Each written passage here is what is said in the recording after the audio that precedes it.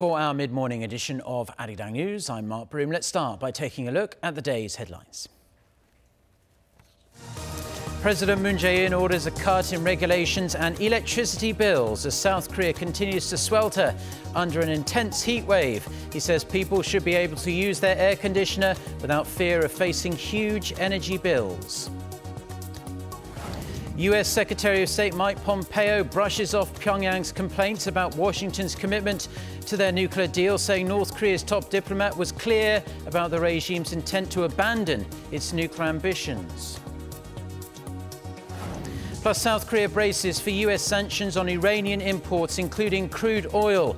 With the sanctions due to take effect on Tuesday, it's expected to mean higher prices at the pump for drivers here in South Korea. Our top story this morning, though, President Moon Jae-in has ordered the government to focus on helping people in South Korea cope with the prolonged bout of extremely hot weather we're all suffering through at the minute. Addressing his cabinet on Monday, the president stressed the importance of alleviating the burden of expensive electricity bills as well as stripping away unnecessary regulations. Shin Se-min starts us off. On day one after his week-long holiday, South Korean President Moon Jae-in got down to business, taking on some of the important issues faced by the country. The president ordered the officials to look into adjusting the current progressive rate billing system for electricity. 우선적으로 7월과 8월 두 달간의 가정용 전기요금에 대해 한시적인 누진제 완화와 저소득층과 사회복지시설 등에 대한 전기요금 할인 확대 등 전기요금 부담 경감 방안을 조속히 확정하여 7월분 전기요금 고지부터 시행해 주기 바랍니다. While noting that the country has a safe level of electricity reserves, the president also called for a comprehensive response to the extreme heat, which he likened to a natural disaster. He said as something directly related to the public welfare, the Korean people ought to be able to turn on their air conditioning. Also, to improve the people's livelihoods, the president urged the elimination of unnecessary government regulations, saying that they hamper economic revitalization as well as job growth. 우리는 적어도 국민들께 우리 경제가 살아난다는 희망을 들을 수 있어야 합니다. 경제 침체의 우려를 불식시키고 우리 경제에 활력을 불어넣을 수 있도록 우리 정부의 모든 경제팀들이 힘을 모아 더욱 분발해 줄 것을 당부합니다. Then he ordered the government to drastically raise spending on new infrastructure projects like libraries and education facilities, which are closely related to the public welfare and creation of new jobs. Also, on the first day back at the big desk, President Moon named 6 new presidential secretaries, including some for newly created positions who will be assisting the president on the economy-related affairs. Now, this again raising the importance of the growing public concerns about the slowing economy as well as minimum wage hikes scheduled next year. Shin Se-min, Arirang News. Now, as a follow-up to Se-min's report there, the ruling Democratic Party of Korea and the government are mulling ways to ease the burden of hefty electricity bills caused by this heat wave. In a policy coordination meeting that's taking place as we speak, the two sides are expected to discuss ways to lower the country's progressive tariffs for electricity. The meeting comes a day after President Moon called for temporarily cutting electricity bills for low-income households during July and August, as well as expanding discounts to social welfare facilities. The government will announce a comprehensive plan this afternoon. Now, wrapping up his visit to Southeast Asia, America's top diplomat has reiterated that North Korea has made it clear that it's fully committed to denuclearization. U.S. Secretary of State Mike Pompeo also stressed that the two sides are engaging in productive conversation. Our Kim Hyo-sun tells us more. U.S. Secretary of State Mike Pompeo says North Korean Foreign Minister Lee Yong-ho has made clear the regime's commitment to denuclearize. Returning home from his trip to Southeast Asia following the ASEAN Regional Forum, Pompeo told reporters that his North Korean counterpart should deliver on the commitments Pyongyang has made. Asked about the speech Lee gave in Singapore on Saturday, during which he called for a, quote, simultaneous and phased approach by both Washington and Pyongyang, Pompeo downplayed concerns by saying such a remark is in stark contrast with hatred expressed by the North during last year's forum. Although he failed to sit down one-on-one with his North Korean counterpart in Singapore, Pompeo stressed numerous times that lots of conversations are taking place between the two countries.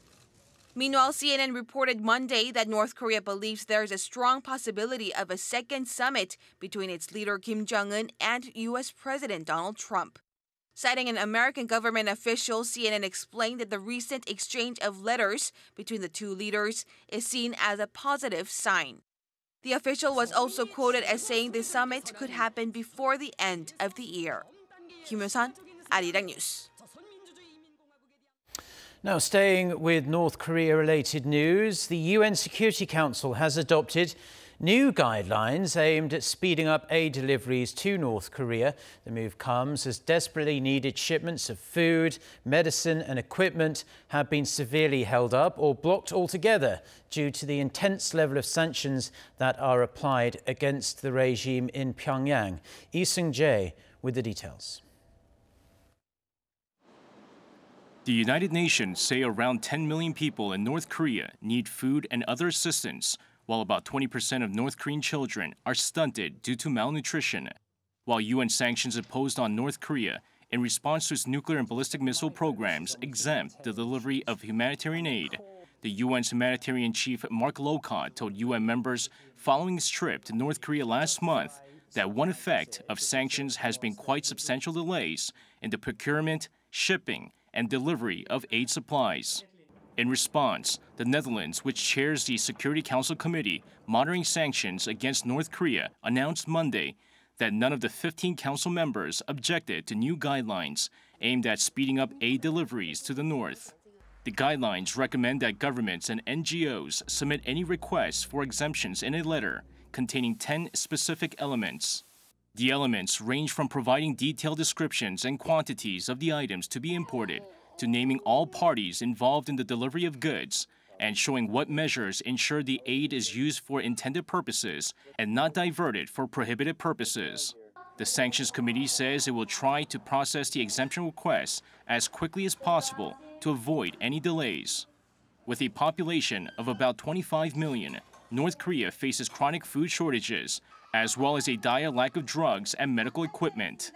Despite the ongoing sanctions on the North, the new guidelines should bring new hope to those in need. The guidelines will now be sent to all 193 UN member states. Lee Seung-jae, Arirang News. The United States is set to reimpose sanctions on Iran in the coming hours after President Trump pulled Washington out of the 2015 nuclear accord. The measures will not only sharply restrict the trade of Iranian automobiles and metals, they could also severely impact Korea's crude imports from Iran, and that could mean higher prices at the pump for drivers right here in South Korea. Kim Ji-yeon with the details. The first round of the U.S. sanctions goes into effect on Tuesday, following Washington's decision to withdraw from the Joint Comprehensive Plan of Action, also known as the Iranian nuclear deal.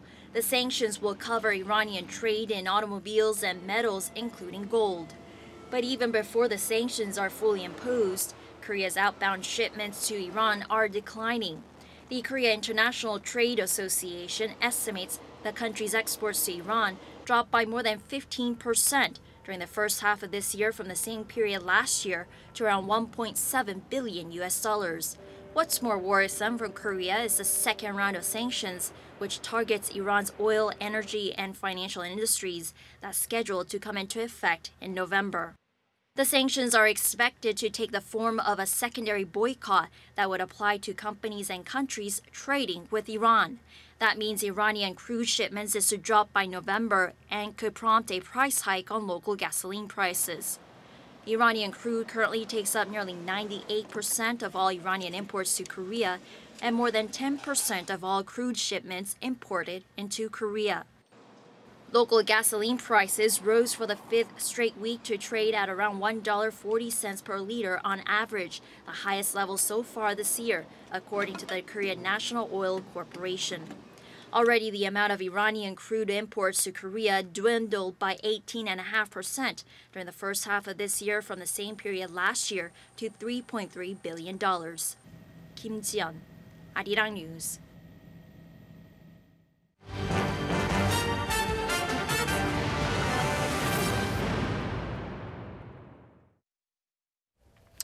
Now, after a total of more than 18 hours, the governor of Gyeongsangnam-do Province returned home early Tuesday after being held for questioning by a special counsel over his suspected involvement in an online comment rigging scandal. Oh Soo-young has more. After nearly 15 hours and 100 pages of questions, special prosecutors finished questioning the governor of Gyeongsangnam-do Province, who they've classified as a suspect in an explosive online political manoeuvring scandal. As he returned home before the break of dawn on Tuesday, 18 hours after his arrival, Kim Kyung-soo told reporters he didn't believe the prosecutors had much of a case against him. I don't think they uncovered any strong evidence of wrongdoing. The special counsel suspects the 50-year-old governor colluded with an influential blogger nicknamed Druking, who rigged online political comments in favour of the now-ruling Democratic Party in the lead-up to last year's presidential elections. They suspect Kim became involved after attending a presentation in 2016, where the blogger showcased this data manipulation software called King Crab that can automatically increase the number of likes on online comments. During the investigation, the governor is said to have vehemently denied any wrongdoing, including attending the software demonstration or having any knowledge of the rigging activities, although he admitted to visiting the blogger's office several times. Kim also rebuffed accusations he'd offered a government position to one of Druking's associates in return for the blogger's support during the recent local elections.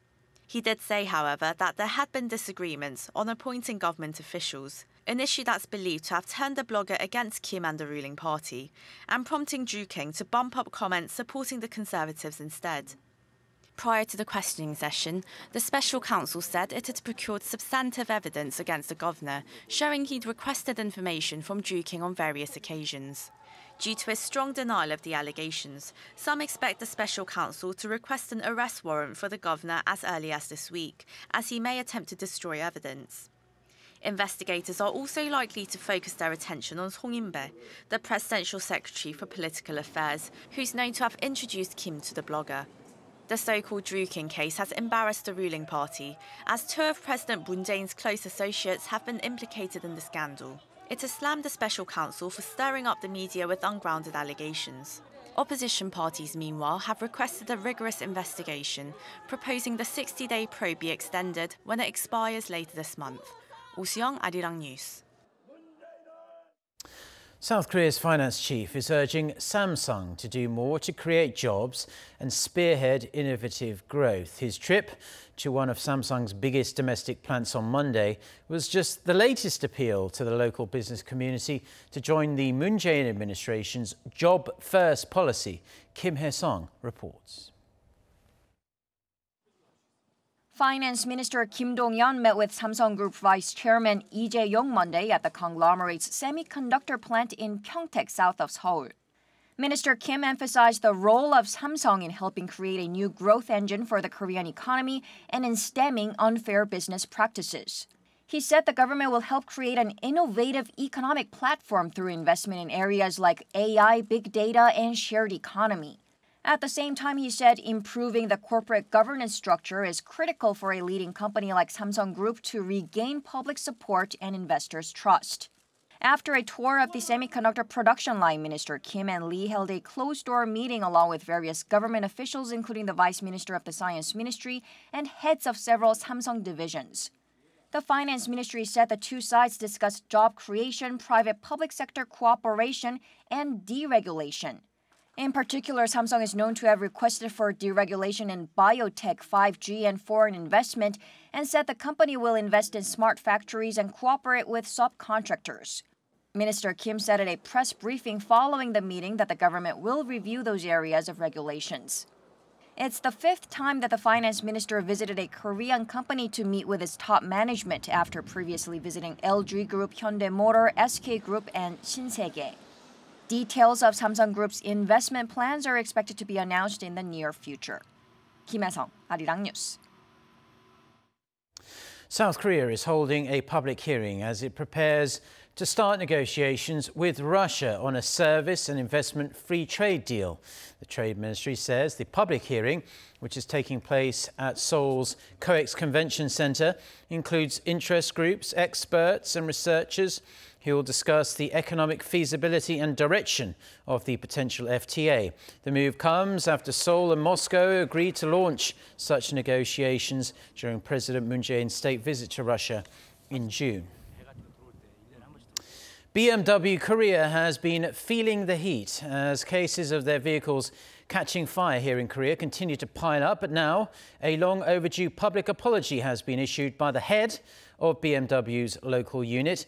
He also stressed that BMW is doing everything possible to relieve consumers' anxiety and explained the cause of the blazes. Choi Si-young reports. At a press conference on Monday, the chairman of BMW Korea publicly apologized for the recent series of car fires. The fires prompted lawsuits and the recall of more than 100,000 vehicles. The vice chief of quality control at BMW headquarters in Germany, who flew to Korea and joined the conference, reiterated that the cause was a faulty engine part known as EGR, or exhaust gas recirculation. In addition to the apology, BMW Korea emphasized that the company is doing everything it can to relieve the anxiety of consumers and promised a successful recall. It was thought by some that the software that runs the EGR might be different in Korea and that could be the problem, but BMW said it's only different in the US. It also said the part cannot cause a fire when the car is idling or parked, only when it's being driven.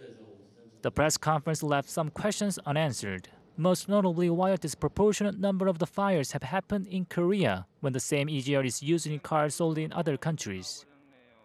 BMW Korea said the number of diesel cars sold varies country by country and diesel car sales in Korea are high. Consumers suspect BMW of hiding the extent of the problem with the part and of trying to avoid a recall. Choi Si-young, Arirang News. Health authorities here in South Korea have recalled 59 drugs used for treating high blood pressure and heart failure after they were found to contain traces of cancer-causing chemicals. The Food and Drug Ministry on Monday ordered all retailers to remove the common prescription drugs from their shelves after discovering that they contained more than 0.3 parts per million of N-nitrosodimethylamine. NDMA is a byproduct of Valsartin, which is used to treat high blood pressure and has been classified as a possible human carcinogen based on animal tests. The drugs were manufactured by local pharmaceutical firm Daebong LS, which sourced the Valsartin from a Chinese company. The government says it's looking into other Valsartin-containing products and will reveal its findings soon.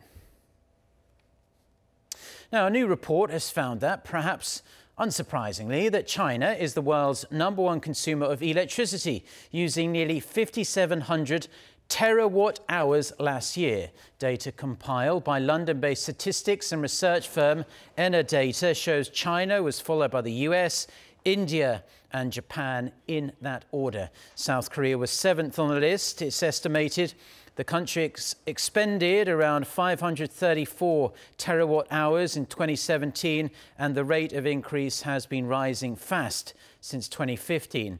Industries using the most power in South Korea include those in the steel, petrochemical and semiconductor sectors.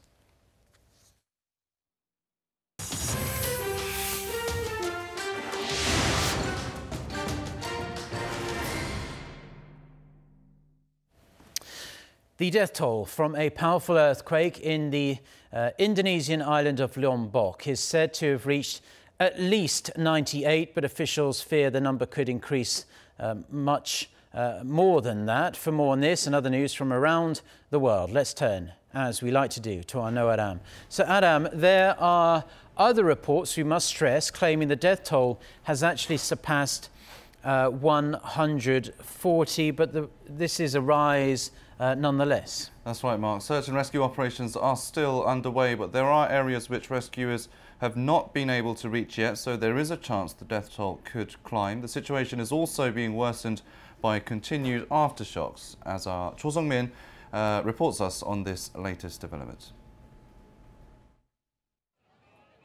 Local authorities said Monday that the official death toll from Sunday's massive earthquake in Indonesia has climbed to at least 142, and more than 200 people were injured.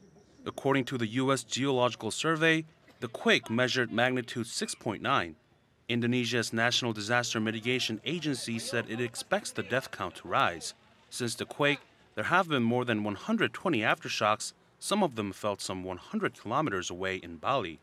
Lombok has suffered 2 earthquakes now in as many weeks. On July 29th, there was a 6.4 magnitude quake that left at least 17 people dead. Officials said an operation is currently underway to evacuate thousands of tourists from Lombok and nearby islands. More than 20,000 locals have also fled their homes to find shelter, and the Indonesian military has sent humanitarian aid to help with the evacuation. Authorities carrying out search and rescue operations said they are having a hard time locating some people and treating the injured, since most of the island's medical resources have been damaged. Cho Sung-min, Arirang News.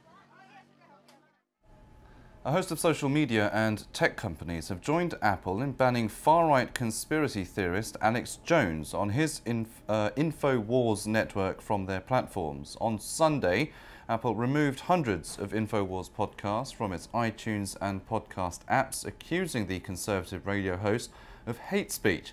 On Monday, Facebook followed suit by removing pages belonging to Jones and was joined by Spotify and YouTube, which also removed his content. Jones has faced mounting public backlash for his conspiracy peddling rhetoric, which includes claims that the 9/11 attack and also 2012 Sandy Hook Elementary School shooting was staged by the US government. Parents of the children killed in that attack are suing him for defamation. He has also repeatedly used inflammatory language against transgender people and Muslims. Jones is yet to directly address the widespread ban on his content, but he did retweet an InfoWars employee who criticized the move as an attack on free speech.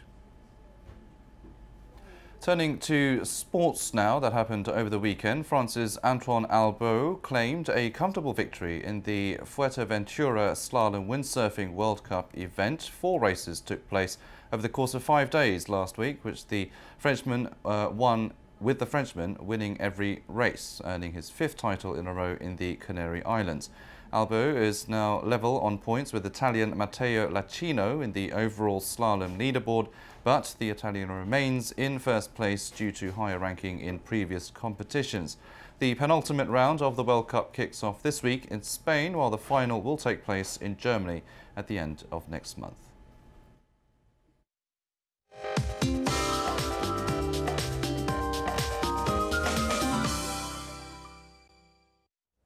Good morning. Today is Ipchu, which according to the lunar calendar is the start of autumn, but we cannot expect any relief from the heat today for most parts of the country. So heat wave alerts remain in place in many regions, with highs to hover in the mid-30s across the nation. But it's a different story for parts of Gangwon-do Province, with breezier temperatures today. In fact, Gangneung saw more than 200 millimeters of showers yesterday. Another band of rain is also in the forecast for many inland regions, so it's going to get quite humid with no break from the ongoing heat. And Seoul will see showers from mid-afternoon into the evening with up to 20 millimeters of rainfall expected. And daily highs in Seoul will be as hot as yesterday, getting up to 35 degrees Celsius. Gwangju will reach up to 36 degrees with showers expected later in the day. And temperatures will still be hovering at around 35 degrees Celsius here in the capital for another 10 days or so, with a chance of sporadic rain expected on Thursday. That's Korea for you, and here's international weather for viewers around the world.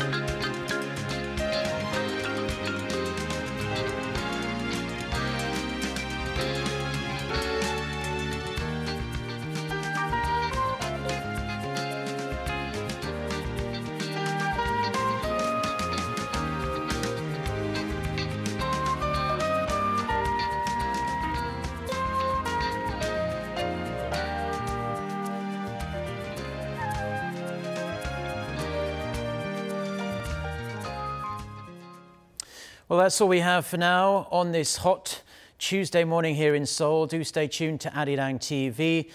We'll have our next newscast is coming up at noon Korea time with our very own Lee Ji-yoon. So until then, goodbye.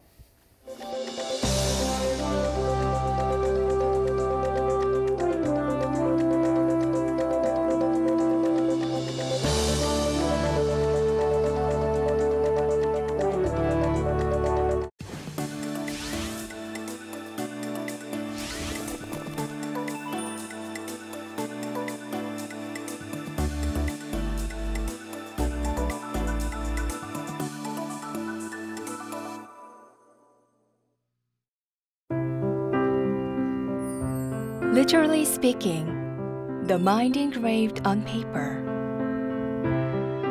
Paper comforter.